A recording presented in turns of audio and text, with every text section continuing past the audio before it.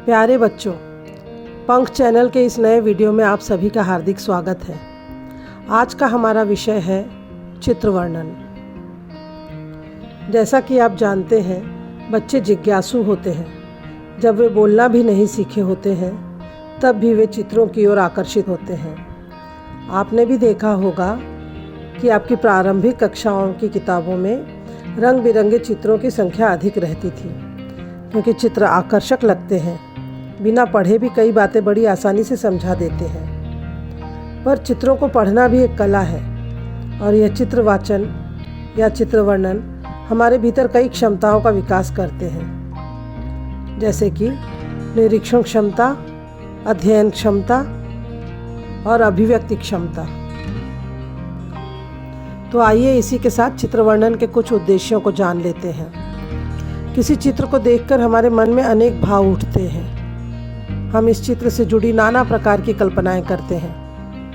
इसी कल्पना शक्ति एवं अभिव्यक्ति कौशल को बढ़ावा देने तथा जांचने परखने के लिए चित्र वर्णन को पाठ्यक्रम में शामिल किया गया है। किसी चित्र को देखकर उसका लिखित वर्णन करना या लेखन करना भी एक कला है। इसमें छात्र अपने ज्ञान, बुद्धि कौशल और भाषा कौशल का प्रयोग करते हुए विभिन्न कोणों से चित्र को परखता है और उसे शब्दबद्ध करता है। इस लेखन में कल्पनाशीलता का रंग भरकर इसे और भी आकर्षक बनाया जाता है। एक ही चित्र को देखकर अलग अलग छात्रों के मन में अलग अलग भाव उठते हैं, अतः उनकी अभिव्यक्ति में थोड़ा बहुत अंतर हो सकता है, पर उनका मूल भाव समान होना चाहिए। चित्र वर्णन करते समय हमें कुछ बातों को ध्यान में रखना होता है, तो आइए उस पर एक नज़र डालते हैं। किसी भी चित्र को जिसका वर्णन करना है, उसे 2 से 3 बार ध्यान से देखना चाहिए। चित्र के मूल भाव को समझने का प्रयास करना चाहिए। लिखने से पूर्व विचारों को चित्र के अनुसार क्रमबद्ध कर लेना चाहिए।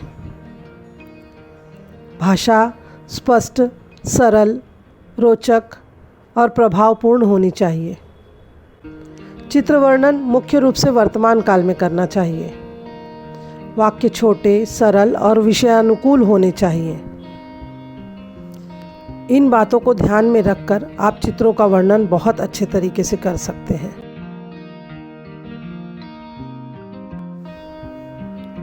चित्र वाचन या चित्र वर्णन के लिए अंतर बताओ यह अभ्यास बहुत उपयोगी होता है। इसमें 2 चित्र दिए गए होते हैं और आपको दोनों चित्रों में जो भिन्नता है उसे पहचानना होता है। इन भिन्नताओं को पहचानने के लिए आप इन चित्रों का बारीकी से निरीक्षण करते हैं। उसमें आई विभिन्नताओं को आप नोट करते हैं और उसे अभिव्यक्त करते हैं। इस तरह से यह अभ्यास काफ़ी उपयोगी होता है। आइए अब चलते हैं चित्र वर्णन की ओर। यह रहा आपका चित्र। अब आप इसे ध्यान से देखेंगे, 1 बार, 2 बार।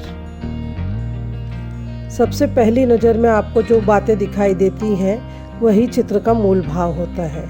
और सबसे पहली बात दिखाई देती है कि यह एक परिवार पिकनिक मना रहा है।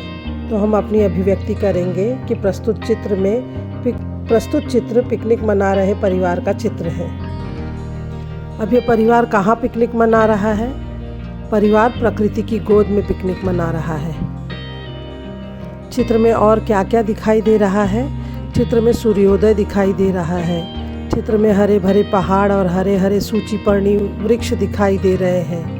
या चित्र में चारों ओर हरियाली दिखाई दे रही है। पहाड़ के नीचे हरा मैदान दिखाई दे रहा है। मैदान के पास ही नदी बह रही है। नदी के किनारे पर एक बड़ा वृक्ष या पेड़ है। इस तरह से आप आगे इसका वर्णन करते जाएंगे कि एक छोटी लड़की अपनी माँ को प्यार कर रही है, दूसरी छोटी लड़की खाना खा रही है और उसकी कटोरी गिर गई है। लड़का अपने पिताजी के कंधे पर बैठा है। चित्र में 2 पालतू कुत्ते दिखाई दे रहे हैं। एक कुत्ता गहरे भूरे रंग का है और दूसरा हल्के भूरे रंग का है। चटाई पर नाश्ते की चीज़ें रखी हुई हैं। इसमें दूध, फल, जूस, ब्रेड, जैम और अन्य चीज़ें दिखाई दे रही हैं। पास ही में पीले पीले फूल खिले हैं। चित्र बहुत ही मनोहारी है। यह चित्र बहुत ही सुंदर दिखाई दे रहा है। इस तरह से चित्र में दिखाई देने वाली हर एक चीज़ को, हर एक घटना को, हर एक प्रसंग को आपको अभिव्यक्त करना है, बहुत छोटे छोटे सरल सरल शब्दों में। और साथ ही आपने जो भी अच्छे विशेषण वाले शब्द सीखे हों उनका भी प्रयोग आप यहाँ पर कर सकते हैं और अपने चित्र वर्णन को आकर्षक बना सकते हैं। धन्यवाद।